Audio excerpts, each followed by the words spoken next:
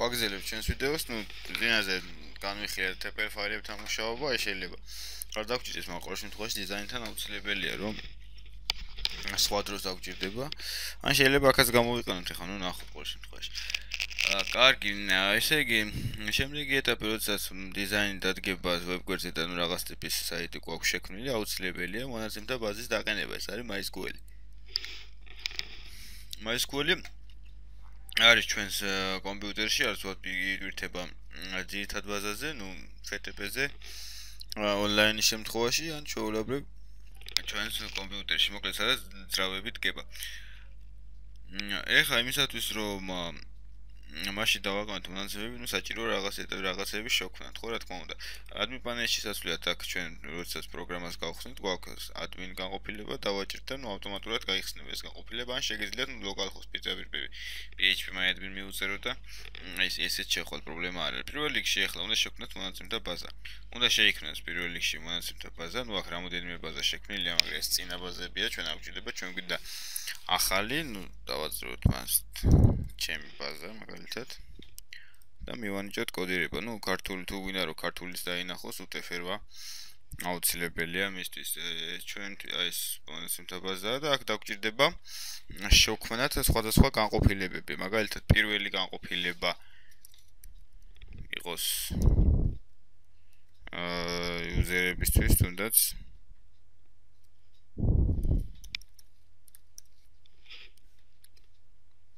და იქ კონდეს 5 უჯრა. ანუ 5 უჯრა რას ნიშნავს ახლა? ჩამონათვალში 1 2 3 4 5.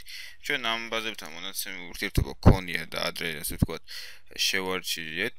მნიშვნელობა მივანიჭოთ 11. რა თქმა უნდა ჭირდება კვარ პრინციპში ამას კოდირება არ ჭირდება.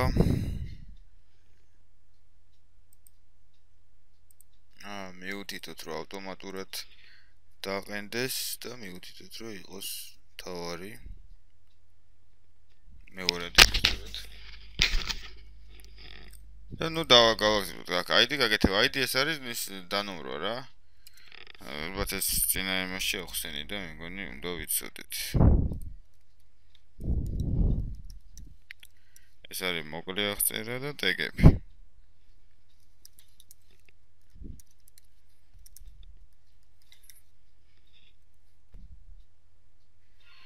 რაც შეეხება მნიშვნელობებს ახლა ეს ტექსტია, მოკლე აღწერა, ესეც ორჩერია. მნიშვნელობები იქნება 255. ტექსტს არ უნდა და ამას რაც მნიშვნელობა მაქსიმუმი. კოდირება ჭირდება.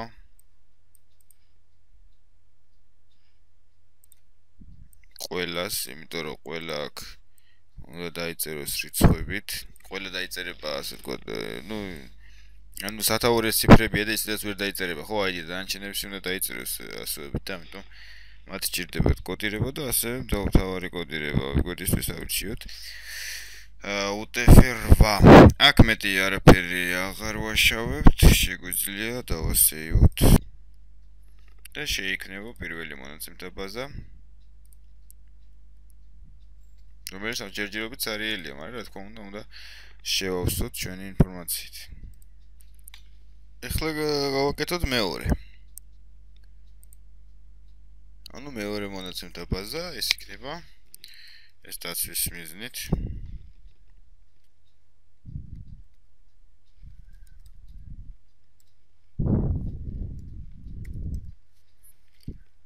ერთი რა უჯრა დაგჭირდება აქ, იმიტომ რომ ბევრი რაღაცაა. პირველი რაც არის, ეს არის ID, ხო? მეორე ეს არის title. შემდეგი იქნება, უბრალოდ აქ პარამეტრის ID-ს გვინდა, კატეგორიის ID-ს გვინდა, შემდეგი იქნება title. მისინი რა ქვია, სათაური. მოკლე სათაური. თლიანი ტექსტი.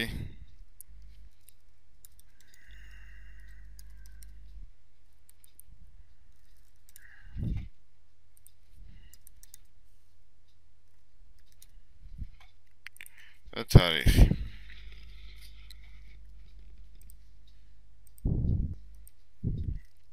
ეს შეეხება მნიშვნელობებს 11 ექნებათ. მაქვთ ასევე სათაურს ექნება 255 და იმის რა ქვია, ტეგებსაც ასევე 255, ну თარიღს 11 ისე.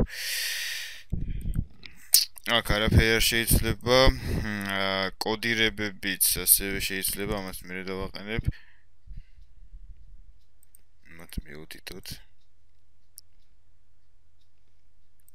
თავარი გაუφილება და ავტომატური დაყენება, რაც ნიშნავს, რომ ავტომატურად უნდა დადგეს კოდირებები, ამას არ ჭირდება, ამ ტაიტლს ჭირდება. ну, პრინციპში ტაიტლის ქვევით უკვე ყველა სჭირდება.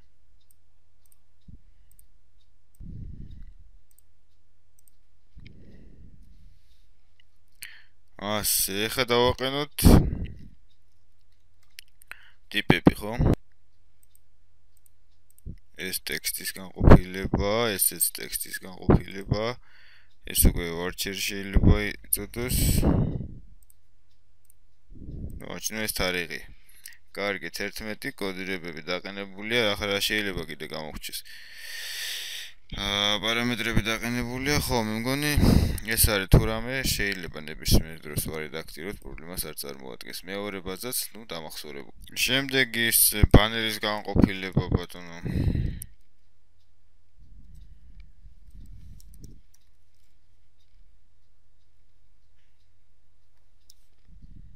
ამას დაჭირდება სულ ორი კატეგორია, ну, ID ეს აუცილებელია, როგორც უკვე არაერთხელ მithქვია, რომ ყველა იმაში აუცილებლად უნდა იყოს ID და, ну, და მეორე განყოფილება კოდირება, კოდირება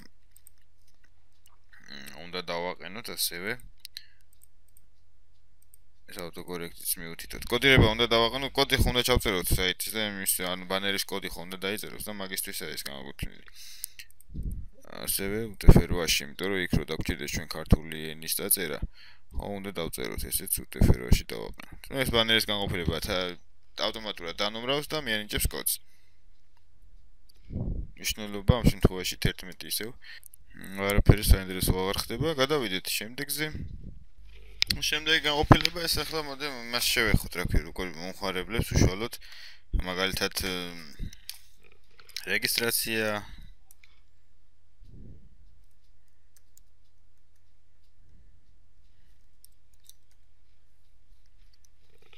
ოთხი განყოფილება გავაკეთებ რეგისტრაციას.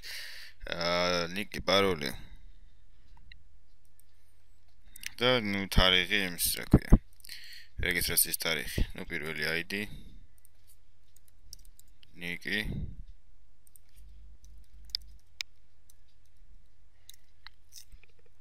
თარიღი გარდა პაროლი. აქ ვარჩერი მივანიჭოთ ნიკსაც და პასვორდსაც და ასევე მნიშვნელობები. 11 იქნება სტანდარტულად ID. 32 პაროლი მეტი არ უნდა. და ეს 11. რაც შეეხება კოდირებებს, კოდირებები ჭირდება ნიქსა და პაროლს. ამიტომ მივუთითოთ ეს კოდირებები, აქაც თავარი მასში კოდირება. დაგვჭირდება შემდეგი განყოფილება, ну ეს ჭირდება ID-ს აუცილებლად და ასევე დაჭირდება data-ს, ასევე primary დაჭირდება და უნიკალური იმას ლოგინს, იმიტომ რომ ლოგინი უნიკალურია. ავტომატური დაყენება ასევე და всё. მეტი აქ არაფერი ჯერჯერობით არ გვინდა. ვატები სახრანიც. ну რაღაც ეწყინა, ესე იგი მაშინ ამას მოუხსნათ, მოდი ეს ლოგინს და დანარჩენი წესით ყველაფერი სწორია, ну თუ არა ეგეც არ არის პრობლემა, მე დავაკორექციებ. გაესახრანით, ამ შემთხვევაში დაიმახსოვრა. შემდეგი განყოფილება მენიუ. ну აქაც ცოტა გვინდა, სამი განყოფილება გვინდა. პრინციპში, ну ID მთავარია, title ბატონო, დასახელება და ლინკი, ხო? მნიშვნელობები 11 და 255.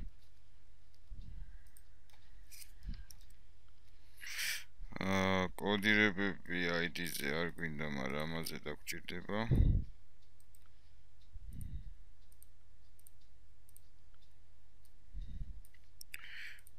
პრაიმერი და ავტომატური კავშირი და ავტომატური დაყენება და ასე მთავარ ბაზაზეც კოდირება. ახლა უშუალოდ გადავიდეთ რაღაცების დამატებაზე, მაგალითად, აქ შევქნათ კატეგორიული კატეგორიები. დავიწყოთ რაღაც ტიპის დომენის დამატება, რა ქვია, სიახლეების. ხო, მაგალითად, იყოს პირველი რა არის დომენი.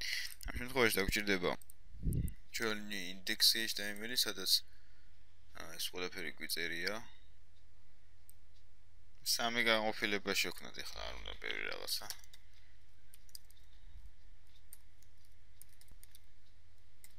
არის FTP.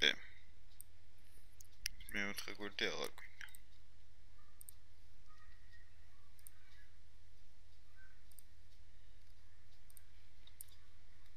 რა არის დომენი, რა ნიშნავს hosting-ი და რა არის FTP. ამებს შევქმნიმე MySQL-ში, ანუ მონაცემთა ბაზაში, ხო? ჩვენ გვაქვს აქ MySQL-ი, სადაც ამ განყოფილებისთვის გვაქვს lesson section-ში. ამისათვის ვაჭირებს დავით, ანუ დამატება ID თავისი დაიწერება, სახელი იყოს რა არის დომენი, მოკლე აღწერა. პარაგრაფი დაიწყოს.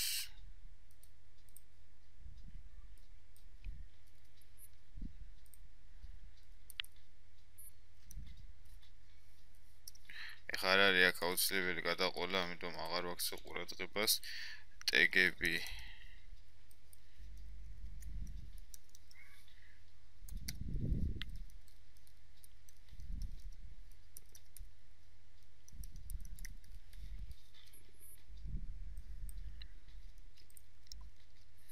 S1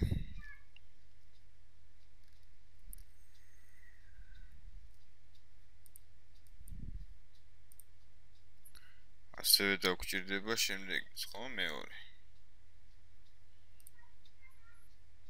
ერთი სიახლე ავტომატურად ერთიანი დაიწერა და როგორც ხედავთ, ქვედომენიც ისინიც გასწორებულია, რა ქვია.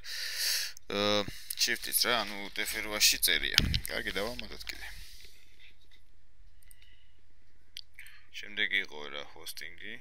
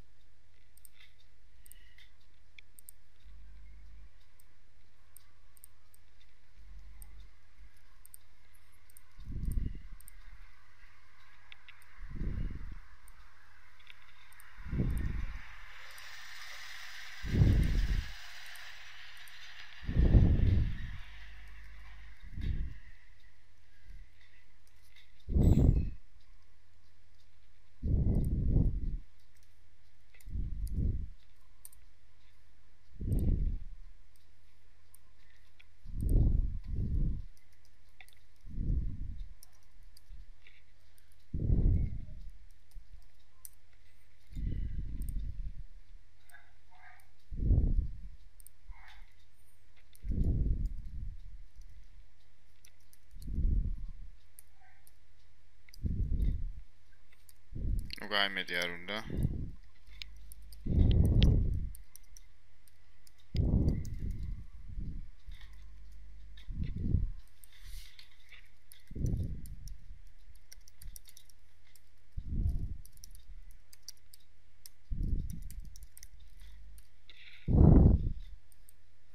ეს ძიებისთვის არის უკეთესი, უკეთესად მოძებნის.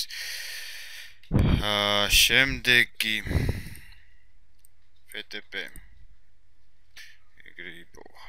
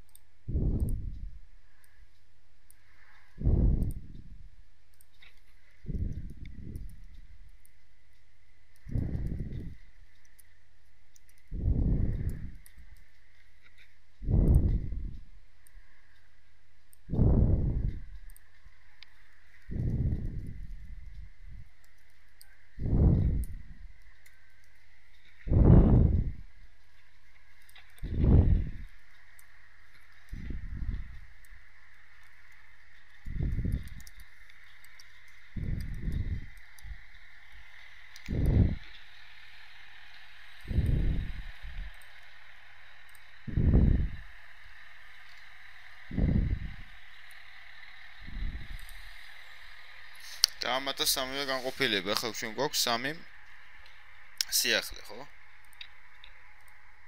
გადავიდეთ, ამ შემთხვევაში კავშირი მე გავაკეთოთ, გადავიდეთ მენიუს განყოფილებას. აქ მენიუს განყოფილება იქნება ეს განყოფილება. Короче, აქ მაგარი სისულელე დავწერეთ ახლა ეს ტვენში, იმიტომ რომ რა არის დომენი კი უნდა დავწერო, აქ მაგალითად იყოს საიტის ფუნქციები. შემდეგ იყოს, ანუ ეს კატეგორიები მენიუ უნდა შეიქმნას, გამიგე? მაგალითად სისტემური უზრუნველყოფა. რა უნდა შეიქმნას კატეგორიები და არა კონკრეტულად რომელიმე ერთი სიახლე. ეს უფრო ნორმალურია ახლა, მაგალითად ის რაც აქამდე ეწერა კონკრეტული სტატიის სახელები და ეს მჭირდება განყოფილება, საიტის ფუნქციების განყოფილება, ну როგორც მენიუ, სტანდარტული მენიუ, როგორც ჩვეულებრივ ვებგვერდზე, მაგალითად ფილმები, კინოები, სიახლეები და ასე შემდეგ. კარგი, ახლა რაც შეეხება მენიუს განყოფილებას, აქ იქნება დასამატებელი კატეგორიები. პირველი ძალიან მარტივად შეიძლება მივუთითო რომ თავარი და title და დანარჩენი ეს ყველაფერი აღარ დაგჭირდება. მეორე კატეგორიაში მივუთითოთ განყოფილების სახელი, ანუ ამ შემთხვევაში ეს იქნება საიტის ფუნქციები. ვებგვერდი გაცილებით უფრო კომფორტული იქნება ვიდრე ჩვენი წინა წყობილი. და მივუთითოთ კონკრეტული მისამართი, მაგალითად რა მისამართზე მინდა რომ დაუკავშირდეს ეს ამ განყოფილებას. კონკრეტულად რომელ პოსტს მინდა რომ დაუკავშირდეს. აქ მივუთითოთ იმ პოსტის მისამართი, რომელსაც მინდა რომ დაუკავშირდეს. ანუ დაინახე კატეგორია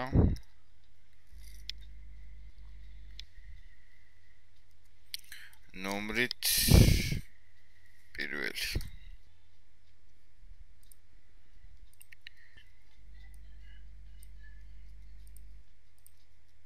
უსაფრთხოება. ეს სამი განყოფილება თავისი მისამართებით. ეს როდესაც კავშირი მოხდება მათთან, რა თქმა უნდა, ისინი ერთმანეთს დაუკავშირდებიან. შემდეგი ბანერის განყოფილებები.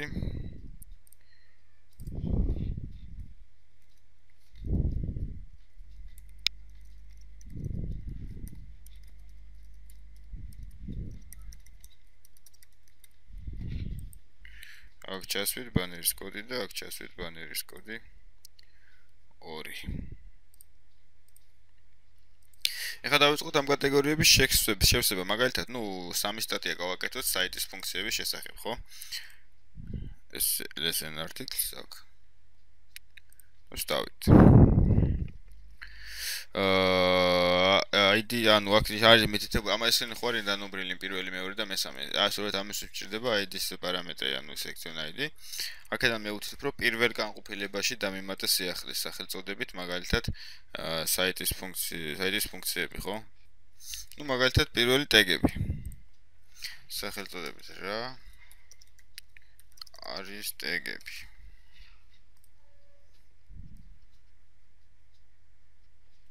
ახლა ამას მე ნახევარს გავაკეთებ და თუ რატომ აგიხსნით, იმიტომ რომ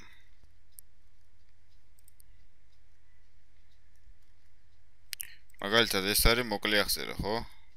და სრულად აღწერას რო შევალთ, სრულად უნდა ამას ქნას გაგვიშალოს და ამიტომ არ ვიცით ახლა ჩვენ ვაკეთებთ თუ არა სწორად ამისათვის რომ მივხვდეთ როდესაც საიტზე გაკეთებთ, ყოველ შემთხვევაში მე გივიცი რა თქმა უნდა, მაგრამ მოხმარებელი რომ მიხვდეს რასთან მაქვს ურთიერთობა, რას ვაკეთებ, ხო? ანუ ეს ტექსტი აქ შუაში წყდება მოკლე აღწერაში და სრულ აღწერაში მთლიანად გამოჩნდება, ამას თქვენ დაინახოთ. აქ ტეგები დავუწეროთ. შეგვიძლია პირდაპირ ტეგი აქედან დავაკოპირო. ეს შეგიძლიათ ედიტორში ავსო და აქაც ავტომატურად. გადავიდეთ შემდეგზე და ახლა სხვა რაღაცა ვიპოვოთ. მაგათად Google Web რაღაცა, ხო? პარამეტრი ისევ პირველი, განყოფილება სათაურის შემდეგი.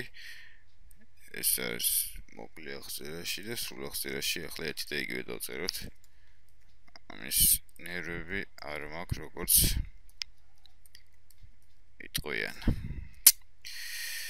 ტეგებშიც იგივე დაიწერება და სრულ აღწერაშიც იგივე ჩავსვამ თარიღსაც რაც აქამდე გავაკეთეთ ის გავაკეთეთ. ნუ ორი კატეგორია გავაკეთეთ. ეს ანუ პირველ კატეგორიაში რომელიც არის საიტის ფუნქციები ამ შემთხვევაში დაემატება ორი პოსტი.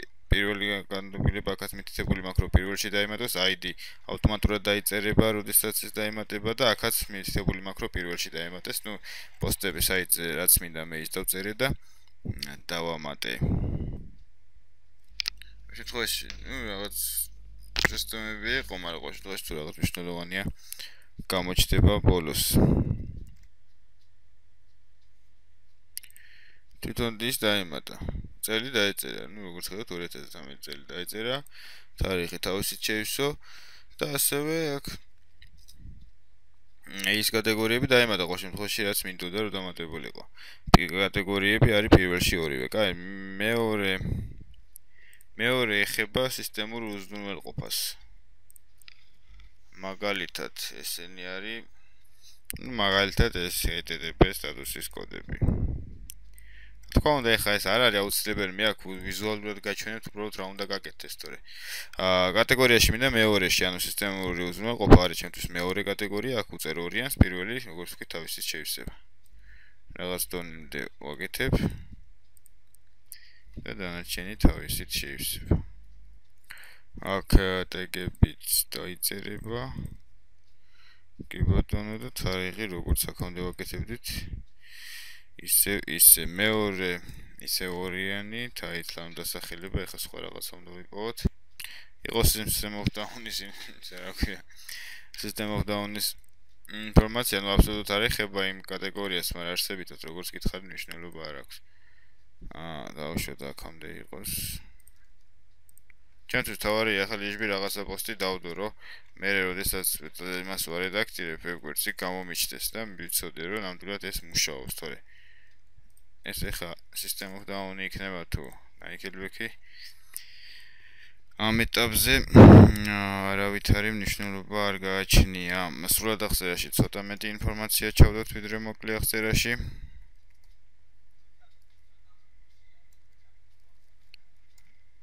და ტეგებიც System of Down-ის თარიღიც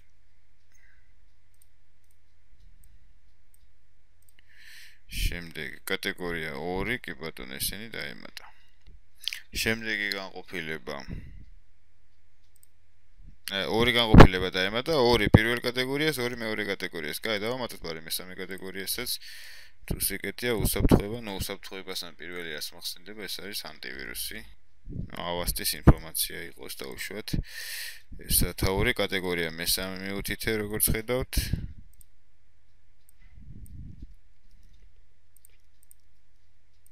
და თარიღიც მიუთითოთ, აქაც კატეგორია მესამე. შემდეგი ანტივირუსი ავირა დავიჭირე.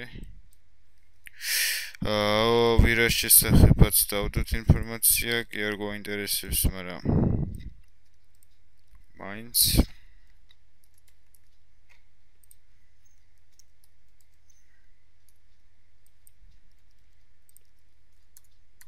ეს პეპს იმიტომ წერო პარაგრაფებია რა ალბათ მიხვდით.